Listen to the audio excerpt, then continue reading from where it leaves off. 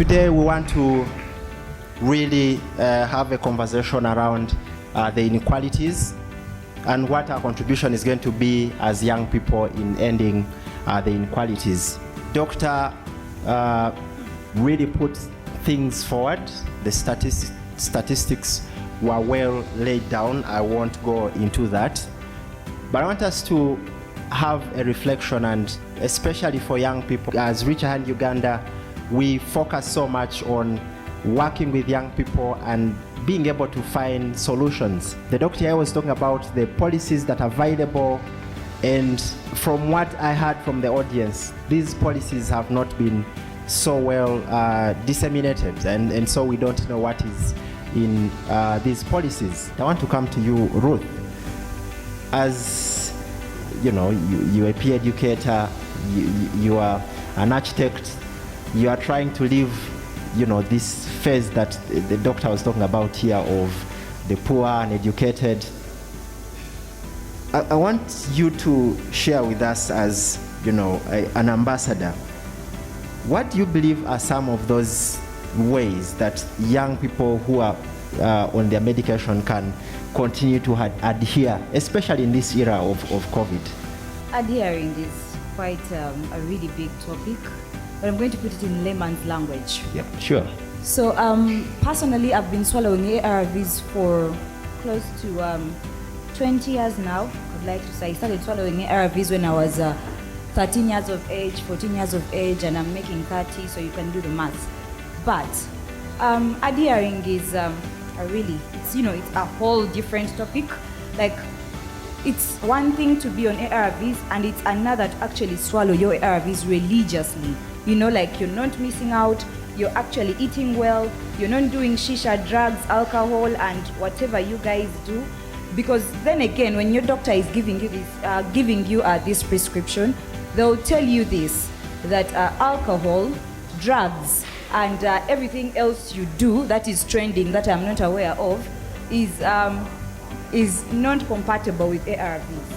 And also ARVs are not compatible with depression, anxiety, stress. Yeah. Once you're stressed, I'm a living testimony that sometimes in my senior six, in my high school life, I would get depressed, I would get exhausted and stressed, and ended up quitting ARVs for quite a while, for about a year, and that did not really go down well. I ended up in Chivuli Hospital, bedridden for about a month. I couldn't swallow solid food because, I had developed wounds from the esophagus to the intestines. How can we be able to adhere to our medication? You need to set an alarm, like my doctor told me. Set an alarm, make sure that every 10 a.m. you are taking your ARVs. Have a balanced diet, and by a balanced diet, I'm not talking about a Rolex, I'm not talking about pasta. For the bachelors, you love pasta and eggs. I'm not talking about, juice. The juice you purchase from supermarkets that has been, mixed with chemicals. The processed one. And all that, yes. Yep. I'm talking a balanced diet of, in Kinyarwanda, we call yogurt chivuguto. You have a balanced diet of where you have milk, chivuguto, you're having your katogo for breakfast. Personally, I have food for breakfast with a heavy cup of porridge, and I have lunch, heavy food, with supper alongside a fourth meal between 7 p.m. onwards. So you're supposed to really eat well. It's not about just swallowing your medicine. You may swallow it, but you look like you are not swallowing it. And if you are not adhering, this is what actually happens. These are the cases we get of, but my boyfriend told me he swallows ARVs. How come he infected me? He is not swallowing religiously. Thank you, Ruth. A round of applause. Thank you so much. I wanted to ask you how, to shed some more light on how COVID came in. 2020 was, a very tough year. 2021, guys are saying we don't know if 2022 is going to be even harder with the new variants that are coming up. How did COVID affect, for example, access to treatment, or even people in your circles, having to adhere to treatment? When COVID came, it was a wake-up call for people living with HIV. I was receiving the most ridiculous and, heartbreaking phone calls.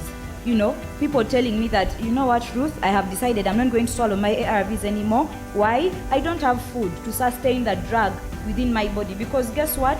For some people who don't know, depending on which line you're on, ARVs can actually drain you if you don't eat well, if you don't eat enough. So some people had to quit ARVs because they could not afford having a drug inside them, draining them when they are hungry. I had maids who were calling me, telling me that they had been fired by their employees simply because they requested to go pick a refill from hospital, and because of that, when they disclosed their status to their employees, they fired them. And I also had cases of people living with HIV are a bit insecure. Forget us, the advocates who have come out publicly. Us, we don't care. We've given up on people. So, but there are people who still fear for themselves. They fear that, bananda babatia, if I come out and, and I tell them I'm positive. But we have people living in Kampala who get their ARVs from Masaka. We have people living in Mbarara who get their ARVs from Hoima. They are trying to disguise. They don't want people to know that, we found that as a peer educator, as a person living with HIV, I found myself having to do a lot of connecting. I'm connecting this hospital, Uganda Cares, to this patient. I'm connecting this patient to my hospital. I'm trying to figure out who can deliver these drugs to that patient who is probably as far as Nabweru. It was a wake-up call. There are patients who didn't even have their doctor's personal numbers, which is wrong. There are patients who didn't know their number on their card, such that, when you're calling to actually just access ARVs, you give in your number, system. So it was a big wake-up call, and now people are aware that if you are to go to hospital, you need to stock about 4 months of drugs. What is it that we can do differently, or what is it that we want government to do differently, and how should we be able to hold them accountable as young people? Because we see that the policies are so many. They were read in a very long list, and I kept noting them down because I'm not aware of even some of these policies. So how do we then hold government accountable, and what is it that we need to do different to make sure that the issues we have identified and those that you have raised here on the panel are addressed, especially in the context of young people?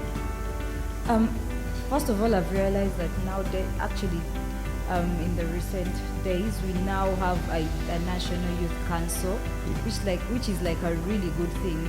However, still in these ministries, based on what I read and based on what I've heard and seen, is that we have representatives on some committees who are as old as the age of 80 and 70, and somehow this person claims that they are advocating for the youth in the parliament, or they are advocating for the youth on these committees.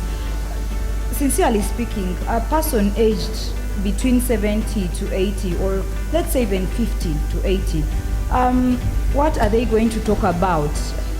What are they going to speak for me as Ruth? They do not know my hustle, they do not know my struggle, because guess what? When they were my age, I was probably not yet born. So meaning that the struggles they met are totally different from the struggles I am meeting right now. In other words, what I'm trying to say is, they cannot speak for us. We have to speak for ourselves. They have to create room for as many young people as possible to sit on those committees, to directly speak for us. And the other thing I want to conclude by saying is that nothing can be done for us without us. Yeah. So our involvement is required.